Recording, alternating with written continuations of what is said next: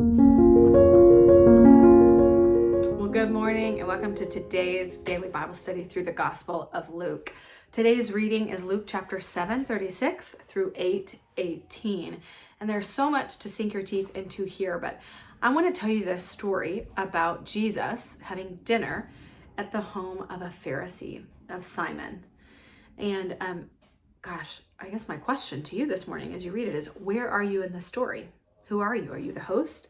Are you the woman? Are you a spectator somewhere in the room?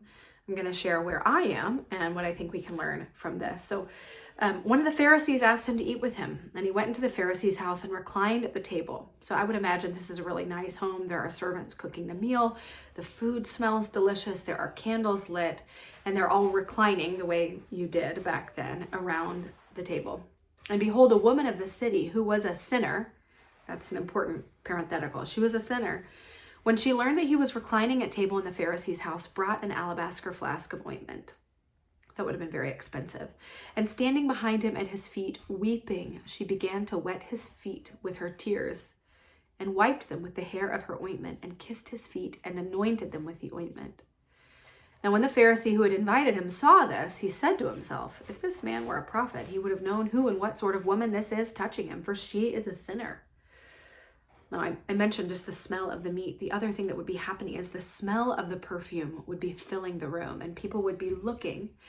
And his feet were behind the table. Remember, they're all laying kind of one next to another. So his feet are behind. So they likely smell the perfume before they even realize what's happening. And they see this woman, a sinner, is just lavishing love on Jesus. And everyone starts to sort of like sit up and be like, how'd she get in here? What's she doing here? And who is this man? Doesn't he know? If he knew who she was, he would not handle her touching him at all. Simon says this to himself, and Jesus says it. He reads his thoughts and says, Simon, I want to tell you something. And he tells this story about two people who are forgiven. Let's say it's $50 or $500. And the gap probably was even wider than that. But if somebody forgives both of those debts, who would be more grateful? Who would be more loving? Obviously, the one with the bigger debt, right? And he's speaking this to Simon, who's a pretty good guy. He's a religious leader. So in the story, he's the one with the $50 debt, not the $500 debt. And you can see this in their response. Simon comes to him as an equal. He's the guest of honor in his home, Jesus is. But Simon is not like opening the doors and making the way for somebody who is in an elevated position. He and Jesus are sort of neck and neck here in the story, but the woman is just undignified in how she's honoring and loving and worshiping this teacher. Now, I'm much more like Simon in this story. I'm embarrassed to admit it. I keep most of the rules. I haven't gotten in any major trouble. I didn't have this huge radical turnaround in my life. And the message for me when I read this story is, who is that woman in the room that I need to watch and learn how to love Jesus from?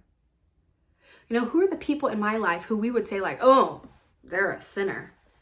And by getting close to them, can I learn what it looks like to love Jesus even more?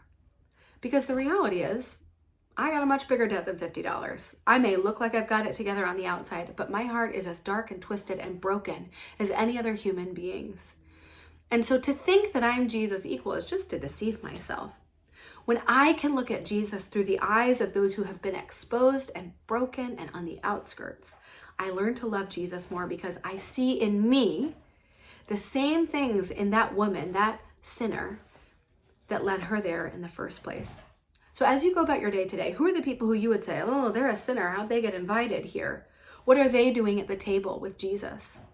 And can you watch the way Jesus has worked in their lives and learn to love Jesus more because of their love for him?